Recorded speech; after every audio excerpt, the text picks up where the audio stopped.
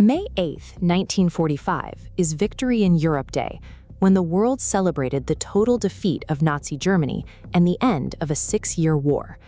But behind the scenes, the alliance that won that war was already fracturing.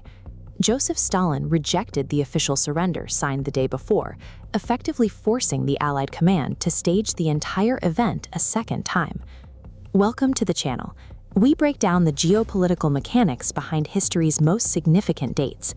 To understand the origins of our modern world, we have to look at why the end of World War II required two separate surrenders in two different cities. By early May 1945, Allied forces were converging on the final remnants of the Third Reich. With Hitler dead and the government in collapse, the Americans and British were pushing from the west, while the Soviets closed in from the east. The new German leadership under Grand Admiral Karl Dönitz knew the war was over, but they had one final tactical goal. They wanted to surrender exclusively to the Western Allies. This would allow German troops to avoid capture and retribution by the advancing Red Army. The Germans attempted to negotiate this partial surrender in the West while keeping their units active on the Eastern Front, hoping to buy enough time for soldiers and civilians to flee into American-controlled territory. This attempt to play the coalition partners against each other backfired. Instead of securing a better deal, the German command forced a diplomatic standoff that hardened the territorial divide between the East and the West. General Dwight D. Eisenhower refused any partial agreements. On May 7th, at a schoolhouse in Reims, France, German General Alfred Jodl signed an unconditional surrender to all Allied forces. The document was clear.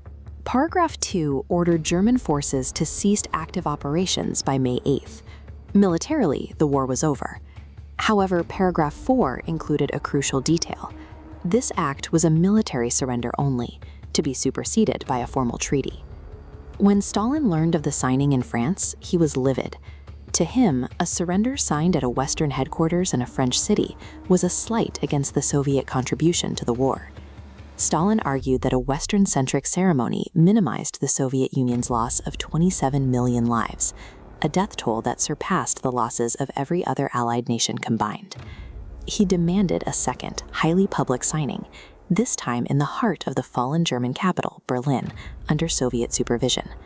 This wasn't about military necessity, it was about political optics. The end of the war was being used as a stage to establish which superpower would dominate the post-war landscape. While the leaders argued over the venue for the second signing, the news leaked. By the morning of May 8th, celebrations were already breaking out across the world. In London, Winston Churchill addressed massive crowds from a Whitehall balcony, famously giving the victory sign to a public that had endured years of bombing. The crowds in Trafalgar Square were so dense that movement was almost impossible.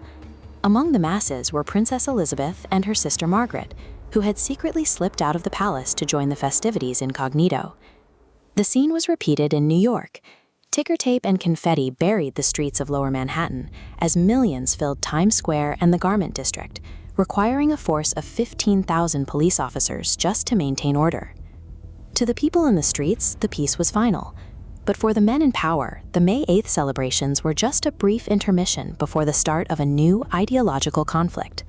Beneath the ticker tape, VE Day was actually day one of the Cold War. The Grand Alliance had achieved its goal of defeating Hitler, and with that common bond gone, the partnership immediately dissolved.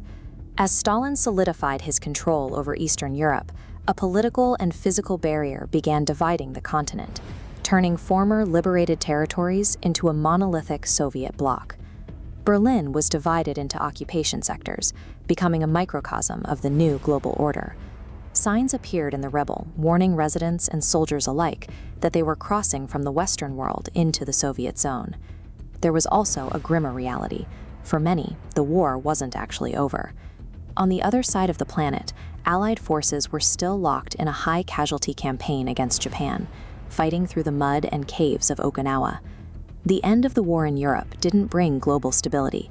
It merely swapped a hot war for a nuclear standoff and a continued, bloody campaign in the Pacific. To satisfy Stalin's demand for a Soviet-led victory, German Field Marshal Wilhelm Keitel was forced to sign a second, final instrument of surrender in Berlin late on the night of May 8th. Because that signing happened so close to midnight in Central Europe, it was already after 2 a.m. on May 9th in Moscow. This time zone difference created a permanent split in the calendar. The West celebrates victory in Europe on May 8th, while Russia commemorates its Victory Day on May 9th.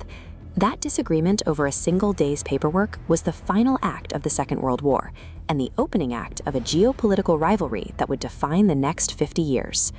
For more 5-minute explainers on the geopolitical forces behind history,